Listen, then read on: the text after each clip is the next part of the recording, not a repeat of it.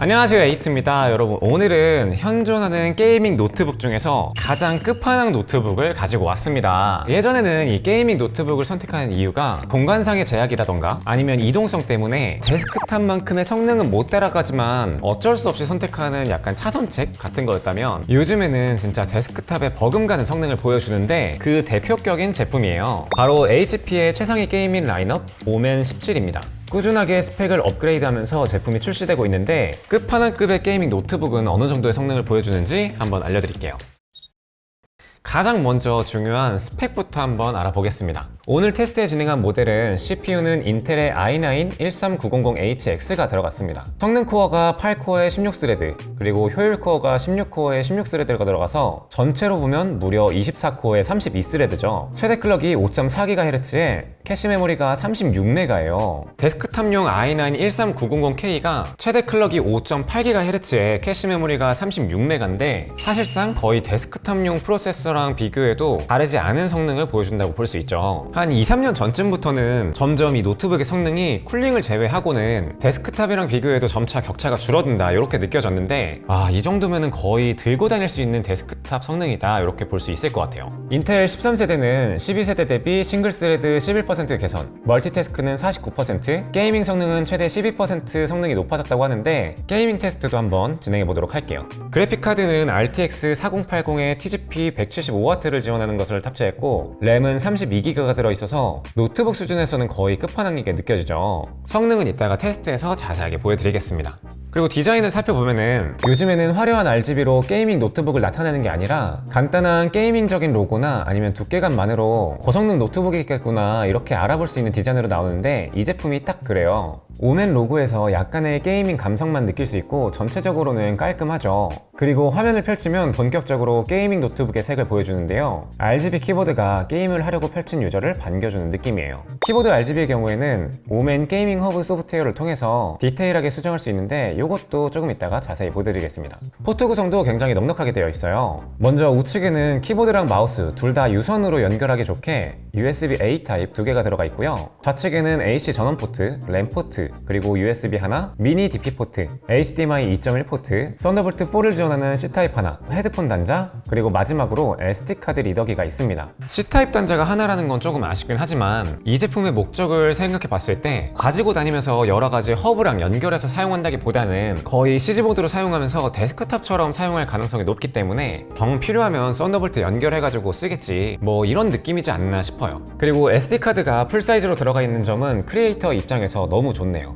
디스플레이는 17형의 16:9 비율, QHD 해상도, 그리고 무려 240Hz 고주 사율을 보여줍니다. 디스플레이 실측을 했을 때 sRGB 기준 97%를 보여주고 색 정확도가 평균 1.2 정도를 보여주기 때문에 단순 게이밍 용도뿐만 아니라 색감에 관한 작업 시에도 정확한 색감을 보여준다는 장점이 있어요. 스펙의 밝기는 300니트인데 실제 측정된 밝기는 380니트 정도이고, 이 정도면 실내에서 사용하기엔 충분히 밝다고 할 수 있습니다. 거기다가 IPS 패널이라서 시야각도 훌륭하고요. 안티글레어 처리가 되어 있어서 형광등이나 스탠드 같은 게 화면에 반사될 때 다른 제품들보다 사용하기 편했습니다. 그리고 이제 성능을 테스트해봤어요. 먼저 전체적인 성능을 볼 수 있는 크로스마크 테스트를 진행했을 때 2151점을 보여줬습니다. 그리고 CPU 성능부터 살펴보면 시네벤치를 돌렸을 때 싱글코어 2000 초반대, 그리고 멀티코어 25000점대를 보여줍니다. 일단 여기서부터 엄청나죠. 물론 발열로 인한 슬로틀링 차이로 완전히 장시간 이용 시에는 데스크탑이랑 비교해서 조금 낮아질 수는 있지만 멀티코어 성능이 일반 데스크탑이랑 비교해도 큰 차이가 없어요. GPU 성능을 보면 3D마크 파스에서는 37381점을 보여주고 타임스파이에서는 18500점대를 보여줍니다. 테스트 진행 중에 온도와 전력도 확인을 해보면 최대 87도쯤 보여주고 소모 전력도 170W대를 보여줬습니다.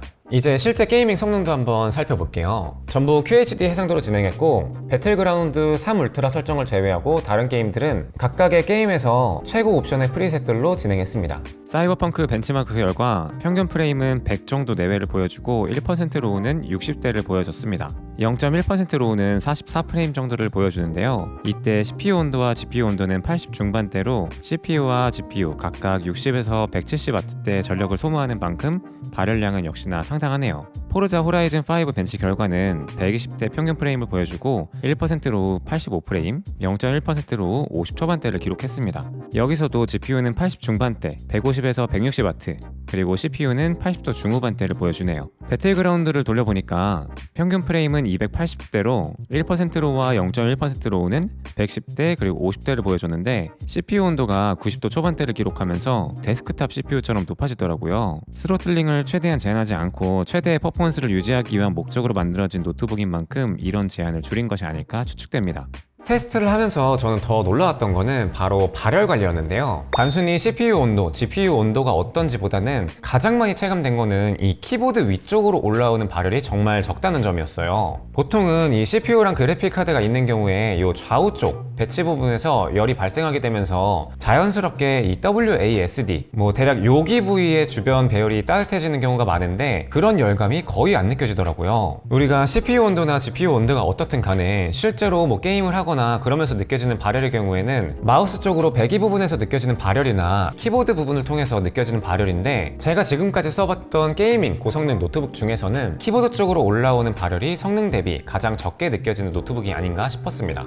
소모 전력이라던가 CPU, GPU 온도를 봤을 때에는 전력량이 적은 건 아닌데 키보드로 올라오는 발열 제어가 잘 됐다는 느낌이 드네요. 아무래도 그거는 이 상판의 두께가 좀 상당히 두껍다라는 점에서 방열 처리를 잘 할 수 있었지 않을까 이런 추측을 해봅니다. 소음은 일반적인 게이밍 노트북 정도인 것 같아요. 10에서 20cm 정도 이내에서 측정했을 때 50 중반대의 데시벨을 보여줬습니다. 게임을 하면서 좀 아쉬웠던 점은 바로 키 배열이었어요. 게이밍 노트북으로서 풀사이즈 방향키와 이 컨트롤 키가 있다는 점은 좋았지만 왼쪽에 6가지 매크로 키는 일정 기간 좀 적응이 필요해 보였고 이 키캡 간의 간격이 살짝은 좁은 느낌이 있어서 조금의 적응 시간이 필요해 보이더라고요. 하지만 이 키감의 경우에는 좀 가벼운 적축이나 좀 소리가 적은 청축 같은 그런 느낌으로 경쾌하게 타이핑할 수 있어서 노트북에서도 이런 키감을 느낄 수 있구나 싶었습니다.